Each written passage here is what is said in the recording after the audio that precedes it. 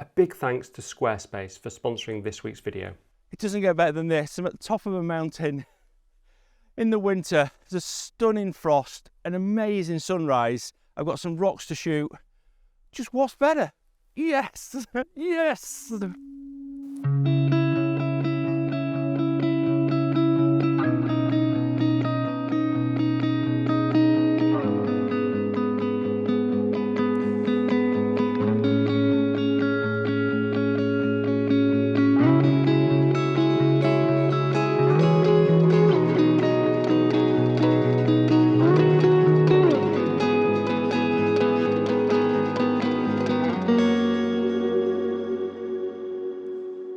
Morning everybody. So I'm still in the Lake District and it's -5 this morning, but I don't think there's any mist around here. I'm just going to climb up a little hill just above the Langdales, well around the Langdales, and hopefully there might be a little bit of mist in the valley. I don't think there will be though, and the idea is just to get that morning light and see if we can get some long shots probably. And I want to talk a little bit more about camera and using your camera and the settings to use on your camera if you're a beginner. So, should be good. Let's go.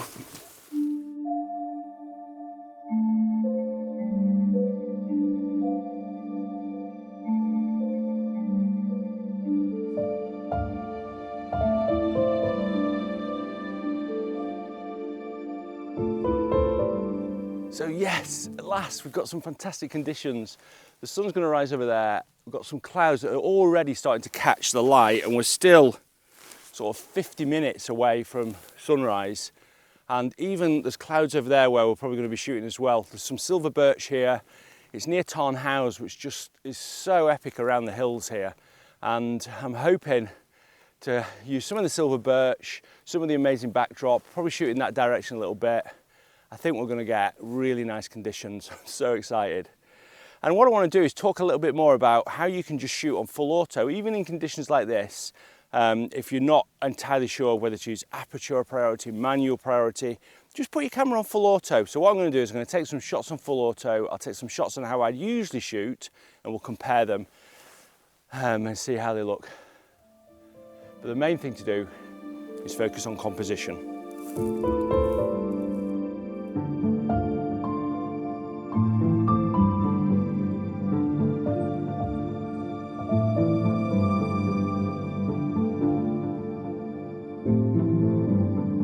Look at the light behind me, it's so fantastic. The clouds are just amazing. We got up here nice and early, which is always important if you're doing sunrise photography. I did think maybe we should go down over there, but because there's a little bit of mist, but I think it's worked out pretty well here. We're going to have a lot to shoot, with, especially with the long lens. And I want to talk a little bit about settings, because I don't talk about that very often, and I think it is important. And what I think is important is that you don't worry too much about your camera. And no matter what level you're at, you shouldn't really be worrying too much about your camera when you go out to shoot. Like if you shoot with your iPhone, you know, you just go and point and shoot, and that's why I love shooting with an iPhone so much. So what I'm going to do is I'm going to talk a little bit about setting it on A, so it does all the exposure settings for you. And I'll say some of the drawbacks of that, and then we'll go to aperture priority, and then we'll go to full manual, and we'll talk through those things and the benefits of them. If you set it to auto, which is P on my camera, then it's really important to set some limits. So you don't want it to go up to maybe ISO 12,000. So you want to set a high ISO, and maybe you don't want to, you're going to hand hold all your shots, so you don't want to go below 1/20th of a second. And then you can make sure the camera does something intelligent around what you've set. And then when you're on A, then, you know, I've got it on auto at the moment, set in P. And I've set it a maximum ISO 1250, and I've set the handhold shutter speed at 1/20th of a second. And then I can just basically, even when it's still pretty dark, I can handhold it, and it's going to just set. So at the moment it's setting at ISO 1000, 1/20th of a second, f4. And because I've nothing in my foreground, that's perfectly okay. And I can just grab some of these amazing shots. So what I'm going to do in terms of the composition is, I think I'm going to try and find something, maybe use some foreground when the clouds light up a bit more. And then when the sun hits the mountains, I'm going to get my long lens on and try and hit some long lens shots.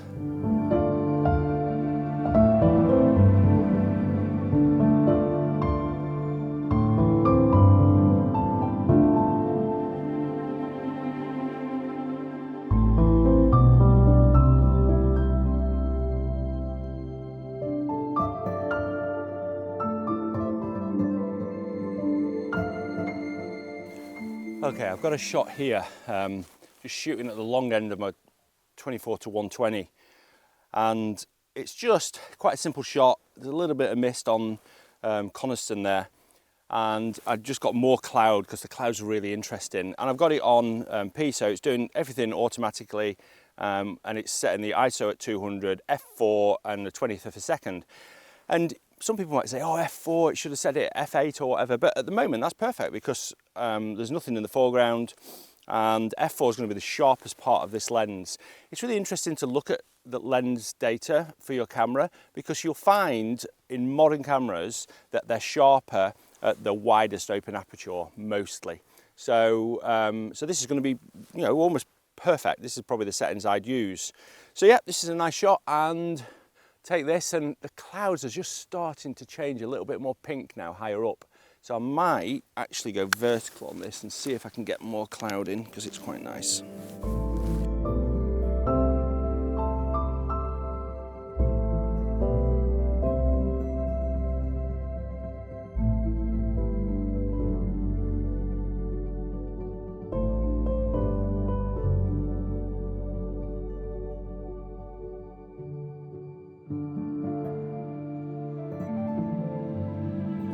So I've now gone wide, I've gone to 24mm. I'm just trying to include this rock here. I think I need some light on it. I just want to try a few compositions whilst I'm waiting for the light to come out, because otherwise everything sort of blends together a little bit, and the light is going to start to create shape in the scene. But if I just record this and show you, then I think the problem here is that on full auto, because it's quite dark, it's not, the last setting it changes is the aperture. So it's set it at f4, which means that I'm not going to get everything that I want in focus because the rocks are about, I don't know, 2 meters away. And I'd need to go to about f10. So this is when you need to go to the next setting that I like, that's mostly auto, but called aperture priority. And aperture priority allows you to set the aperture, which is the depth of field that you want in the scene, and then everything else will sort itself out. So it'll sort out the shutter speed and the ISO. And that's pretty easy, really. You just rotate it around to A. I can then go to F10. I'll probably go to even F11. And I now want a tripod as well. I can probably change the camera to say, actually, you can go down to maybe, I can set it to go down to say 5 seconds or something like that, because obviously I can have a long shutter speed. And so now it's going to set the ISO as low as possible.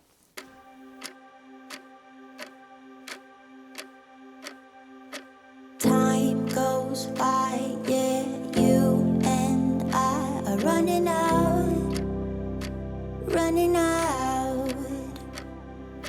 Time goes by, I'll change my mind. Okay, I got a shot here. The sun's coming up now. It's so nice, the sun. It's super bright now. And it's going to illuminate some of these rocks, which is going to be nice. And I've got a scene here where the foreground's just a bit darker than the sky, and I probably want to take a couple of photos just to make sure I get the exposure right. The easiest way to do that when you're in aperture priority is just use the exposure compensation, and basically you can turn it one way, it gets darker, and turn it the other way and it gets brighter. You don't have to worry about any of the other things. You can just do that and concentrate on the composition. And to be honest, that's how I used my camera for many, many years, where I just set it at aperture priority, set the aperture that I wanted, and then control the exposure with the exposure compensation button. And here I just want to, in fact, now it's lit up the foreground, we can just take it in one exposure, I think. So I'm going to take that, and it's going to look pretty good, I think. Would you stay for a minute? my breath. Now I can feel. Oh, this is getting exciting now. The sun's coming out. Oh, it's just so nice on the side of these rocks. So I've found a really nice set of rocks here. So basically, it's a little bit wider than this in the photo, but you can see that I've got this nice shape going around here up to the distant hills here. It's a shame about this little bit of sky because it's a bit sort of angular, but the rest of it looks fantastic. Again, I've just set an aperture priority at f10 and it's taking control of everything. Perfect. Take the shot. Now I can feel what I'm saying. I'm letting you know this heart's on the edge. You make me feel so much better. Promise to love you forever. Oh, this is fantastic. Absolutely amazing now. Got some super light on these rocks here. It's just amazing everywhere, but I'm going to concentrate on this because I feel like it's a really good scene. And what I'm doing is I'm still got it on aperture priority, but I'm making sure that I look at the histogram, which is the other thing that's so useful to you when you're doing shots like this, is just looking at your histogram, making sure that the camera's got a good dynamic range on there, you're not blowing anything out. It'll always do a good job. The exposure mode I've got it on at the moment is matrix metering, but to be honest, as long as you're looking at the histogram and checking it, and then you can always change the exposure just by moving the exposure compensation up and down. And in this case, I think what I'm going to do, just to be safe, is I'm going to take one at a slightly darker exposure and one at a slightly lighter exposure. But this is so amazing. Just look at all this around me. It's just the most incredible place.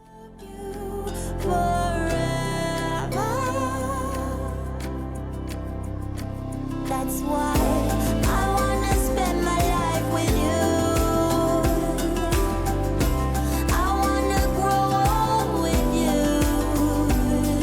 'Cause nobody loves you like I do. That I can promise you, oh promise you. Time goes by, oh precious time. Wait. Just 1 minute. Time goes by. I think I thought it out. Okay, so the light is going into a cloud now, never to come back, I don't think. There's a lot of cloud now, so I think we've luckily got the best of it in this little gap, which is always the best.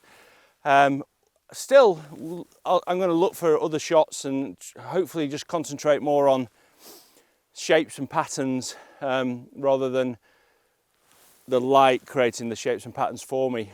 But the one thing to remember as well is, you know, when you're shooting auto on your camera, it's not going to tell you where to focus. If you can put it in autofocus, but that's the one thing in landscape photography where I think you want to control. So obviously if you're shooting a scene like this, it probably doesn't matter too much if you're at 24mm where you focus in this scene.